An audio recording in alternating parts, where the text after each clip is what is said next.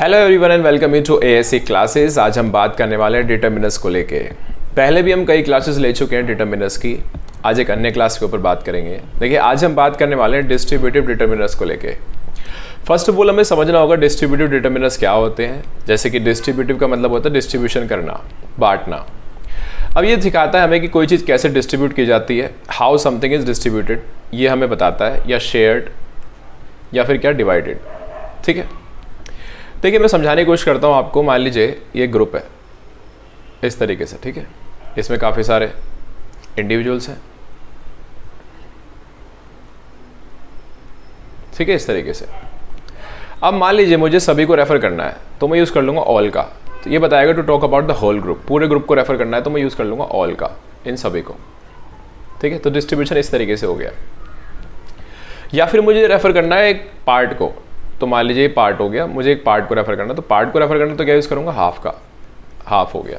तो डिस्ट्रीब्यूशन इस तरीके से हो गया, ठीक है, ऐसे। या फिर मुझे रेफर करना है दो को केवल, ठीक है, या तो दोनों को, या दोनों में से किसी एक को, या दोनों में से किसी को भी नहीं। तो फिर मैं यूज़ कर लूँगा इनका, जैसे कि दोनों के लिए बोथ का, या फिर दोनों में से किसी एक के लिए ईदर का, आइदर का, ठीक है, ईदर आइदर कुछ भी बोल सकते हैं आप। या फिर दोनों में से किसी के लिए नहीं, नाइदर का। ठीक है, तो ये डिस्ट्रीब्यूशन करने का ये तरीका होता है, ठीक है। ये हमारे डिस्ट्रीब्यूटिव डिटर्मिनर्स होते हैं। या फिर बात करें ईच और एवरी की। किसकी बात करें, ईच और एवरी की। तो देखिए ईच और एवरी रेफर करता है to talk about the individual members of a group. ये इंडिविजुअल तरीके से रेफर करेगा, तुम भी, आप भी, तुम भी, इस तरीके से अलग अलग एक एक करके। मैंने कहा भाई तुम सबको आना है, और देखो रोशन तुम्हें भी आना है, और नीलम तुम्हें भी आना है, और राम तुम्हें भी आना है, और संजय तुम्हें भी आना है। एक एक करके सबको रेफर कर रहे हैं इंडिविजुअल तरीके से, ग्रुप के जितने मेंबर्स हैं। तो आज एक्चुअल में हम बात करने वाले हैं ईच और एवरी को लेके। इनमें क्या डिफरेंसेस हैं, किस तरह के क्वेश्चंस इसमें बेस्ड आते हैं एग्जाम्स में, उन पे हम चर्चा करेंगे। तो चलिए शुरू करते हैं। देखिए ईच एंड एवरी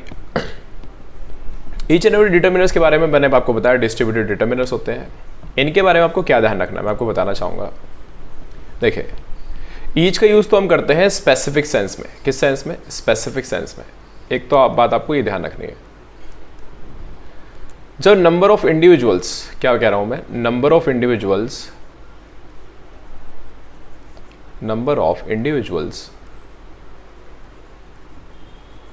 क्या है आपके लिए, वो है आपके लिए डेफिनेट।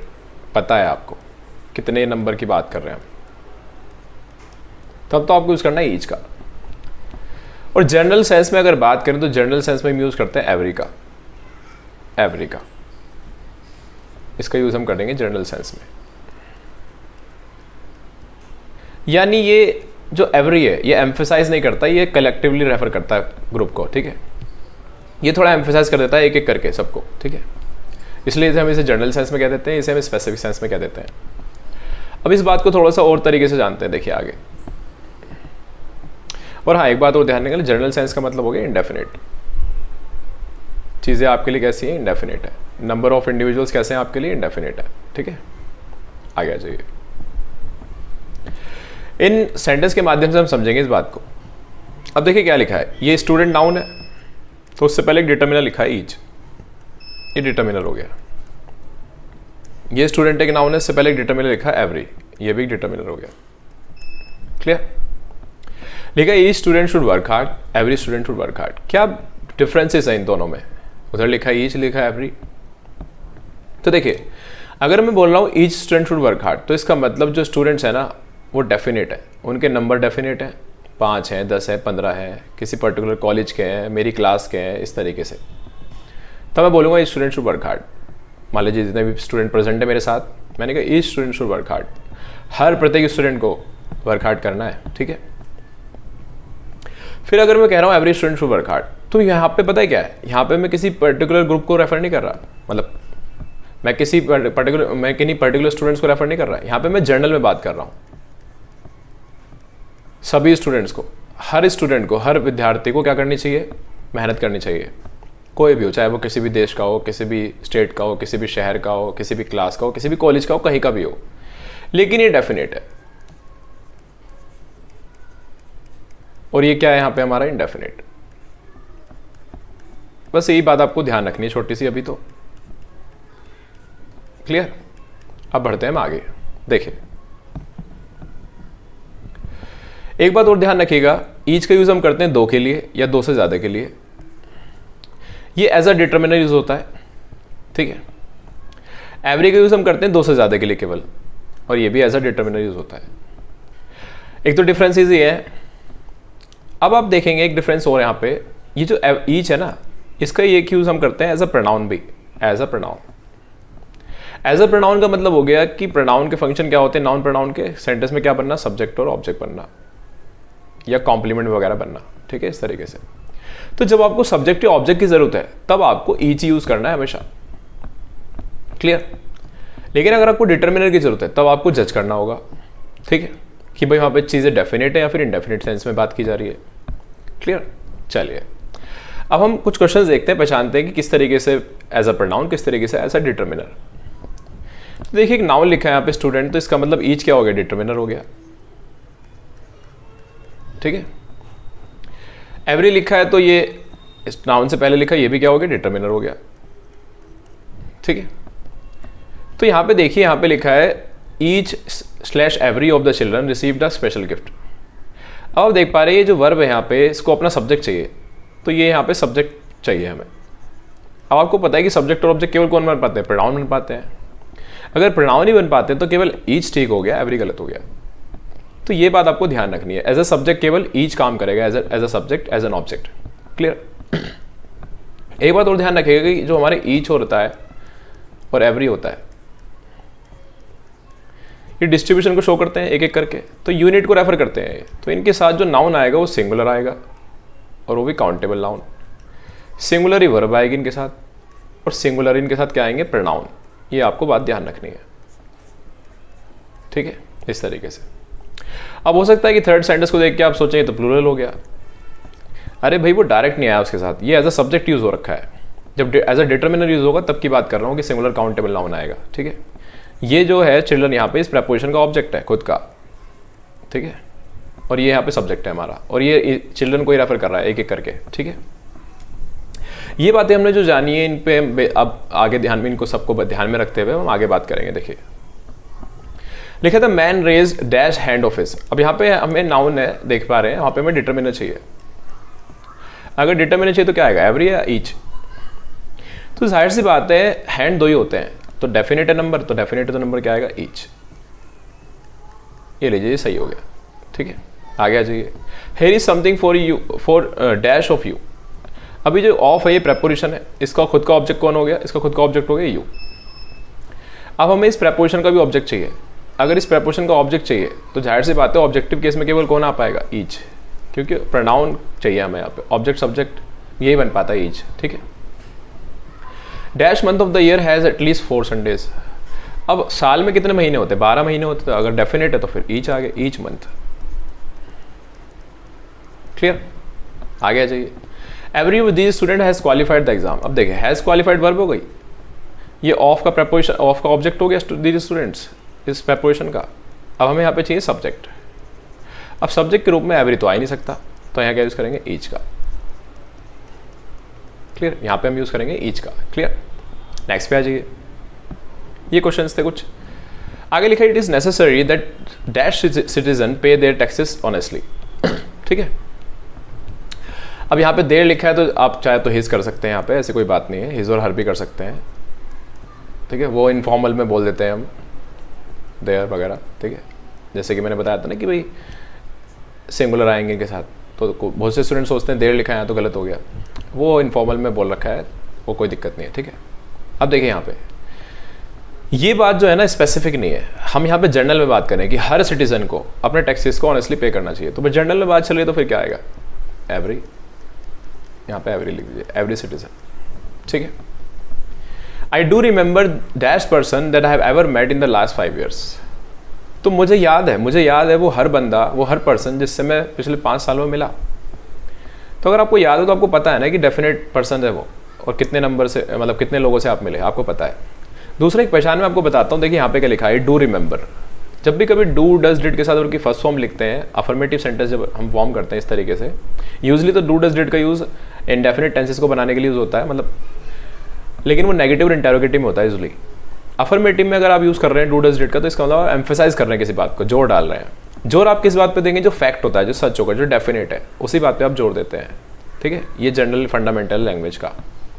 तो अगर आप कहना आई डू रिमेंबर, मुझे याद है भाई, ठीक है, तो फिर इसका मतलब आप डेफिनेट बात कर रहे हैं, तो यहाँ पे क्या आएगा? ईच। क्लियर? नेक्स्ट पे आ जाइए। देखिए, they ask him some questions and he answer dash correctly. अब देखिए, ही आंसर व्हाट, तो व्हाट का रिप्लाई से क्या निकल जाते हैं? ऑब्जेक्ट निकल जाते हैं, मैंने आपको कई बार बता रखा है। व्हाट और होम के रिप्लाई से वर्ब के, तो यहाँ पे ऑब्जेक्ट चाहिए। अगर ऑब्जेक्ट चाहिए तो क्या आएगा? ईच, केवल ईच आ पाएगा। ठीक है, ईच, ईच किसको रेफर कर रहा है? क्वेश्चंस को। ठीक है, प्रत्येक। Almost dash city in India has this problem, अब ईच आएगा एवरी। ठीक है, अब देखिए सेंटेंस को पढ़ के भी पता चल रहा है। बाकी एक बात ध्यान रखिएगा, आप कभी भी आपको ये वर्ड्स देखें, ऑलमोस्ट, नियरली, एक्सेट्रा, जैसे प्रैक्टिकली, ऑलमोस्ट, नियरली, अप्रॉक्सीमेटली, रफली, ये जो मैंने वर्ड्स बोले हैं इनको नोट कर लीजिएगा। ऑलमोस्ट, नियरली, प्रैक्टिकली, रफली, इस तरीके से। ठीक है, अप्रॉक्सीमेटली, ये इंडेफिनिट नंबर को रेफर करते हैं। जैसे मान लीजिए मैंने कहा वो 50,000 कमाता है, ही अर्न्स 50,000 रुपीज़, तो ये फैक्ट है। बट मैं क्या हूँ? He earns almost 50,000 rupees, so this is not a fact. We are not sure about the amount, ठीक है, अबाउट द नंबर। तो फिर ऑलमोस्ट कह रहे हो तो फिर इसका मतलब जनरल में बात कर रहे हो, इंडेफिनिट हो गया, क्या आएगा? एवरी। तो ऑलमोस्ट के साथ, नियरली के साथ, इनके साथ एवरी का यूज़ करें। क्लियर? आगे चाहिए। आगे लिखा, he goes to Delhi on a business trip dash Thursday. He goes to Delhi on a business trip when? कब जाता है वो? when। अगर when का रिप्लाई चाहिए तो इसका मतलब टाइम फ्रेज चाहिए हमें। यहाँ पे हमें टाइम फ्रेज चाहिए, एक टाइम फ्रेज जो कि टाइम को रेफर करेगी। और ध्यान रखिएगा, कभी भी आपको टाइम फ्रेज को रेफर करना है, यानी ये उसके जाने की फ्रिक्वेंसी को रेफर करेगा, यानी फ्रिक्वेंसी को रेफर करना है अगर आपको कभी भी किसी एक्शन की, तो फ्रीक्वेंसी हमेशा इंडेफिनिट होती है, फ्रीक्वेंसी एक जैसी नहीं होती कभी भी। तो फ्रीक्वेंसी के लिए हमेशा क्या यूज़ करें? Every. He goes to Delhi on a business trip every Thursday. Clear?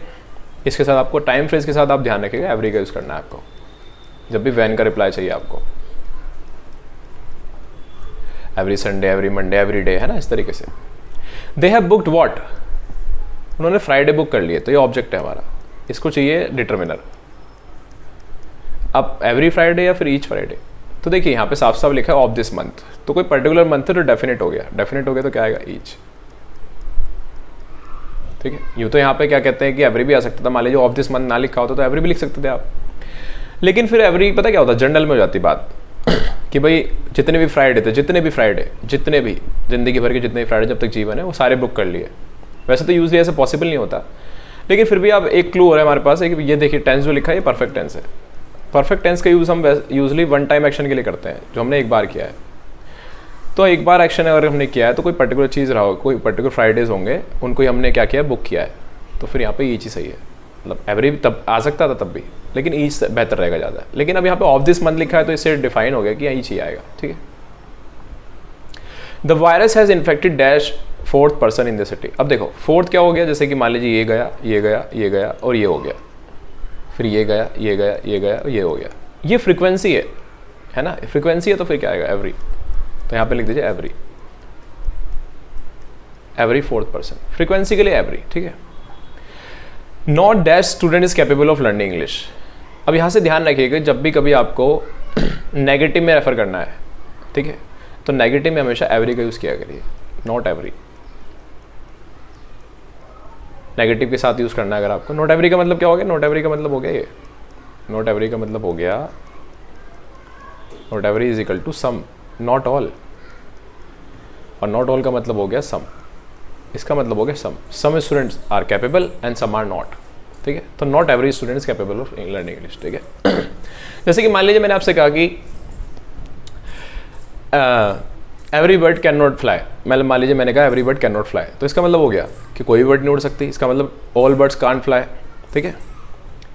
ये फिर इसका मतलब हो गया नो बर्ड्स कैन फ्लाई। तो ये इलॉजिकल मीनिंग हो गया। आपको पता है कि ऐसा नहीं है कि सारी बर्ड नहीं उड़ सकती, बहुत सी बर्ड्स होती हैं जो, ज़्यादातर तो बर्ड उड़ती हैं, बहुत सी होती हैं जो नहीं उड़ती, ठीक है। तो फिर हम लिखेंगे not every bird can't fly, ठीक है, not every bird can fly, ठीक है। इसका मतलब ये हो जाएगा, इसका मतलब क्या हो जाएगा, some birds can fly some can't, तो नेगेटिव के साथ एवरी, ठीक है। फिर लिखा you have been given dash opportunity to do well in this company. अब एवरी लिखें, ईच लिखें। अगर हमें पता है कि कितनी अपॉर्चुनिटी की बात की है तब तो ईच आ जाएगा, अदरवाइज एवरी आ जाएगा। तो यहाँ पे ध्यान रखिएगा, इस तरह के जो कॉन्टेक्स्ट होते हैं यहाँ पे मीनिंग होते हैं ऑल पॉसिबल के। कैसे होते हैं? All possible. सिचुएशन को समझना सीखिए, लैंग्वेज को समझना सीखिए, तो बेहतर आसानी हो जाएगी चीज़ों को। मान लीजिए मैंने कहा मैं तुम्हें सक्सेस, जितनी भी सक्सेस है ना, मैं तुम्हें सब विश करता हूँ, I wish you every success, all possible, जितनी भी पॉसिबल सक्सेसेस है तुम्हारे लिए, तुम्हारे जीवन में जो आएंगी आगे। तो हम कह रहे हैं तुम्हें हर अपॉर्चुनिटी दी गई अब कंपनी में बेहतर करने के लिए, लेकिन तुम बेहतर नहीं कर पाए, या हो सकता है वो कर पाया, ठीक है। तो ऑल पॉसिबल वाले मीनिंग में हमेशा क्या यूज़ करिए? एवरी, एवरी का। You have been given every opportunity to do well in this company, यानी you have been given all possible opportunities to do well in this company. All possible के meaning में every. Clear? चलिए, so thank you for watching this class. इस class को revision में लीजिएगा। Take care.